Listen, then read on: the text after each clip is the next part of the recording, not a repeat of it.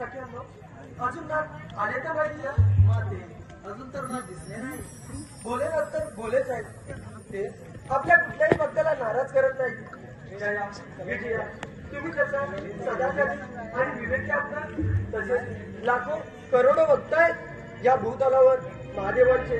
परंतु माते शिवजींची तर इतके गण आणि तुझा इतकी गण नाही, निदान तुझा एक तरी गण असावा. असं का म्हणताय सगळ्यांना? अगं आपल्या एका आज्ञेवर लाखो करोडो गण तत्पर असतात.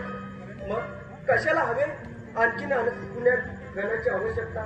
माते हे सारे गण तर महादेवांचे आहेत, त्यांची आज्ञा ते आधी पाळतात.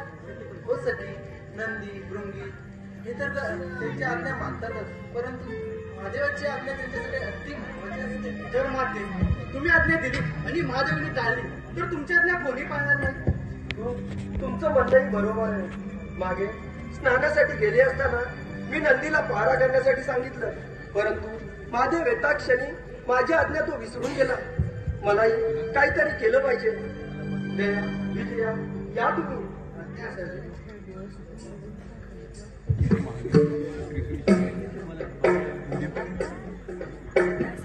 जया विजया जे काही बोलत होते ते काही खोटं नव्हतं. मलाही काहीतरी असं केलं पाहिजे जो गण माझ्या सर्व आज्ञा मान्य करेल. हो, माझ्या अंगबलापासून एक गण तयार केला पाहिजे, त्यामध्ये मी स्वतः चेतना आणि प्रतिष्ठा केली तर हो असंच करतो.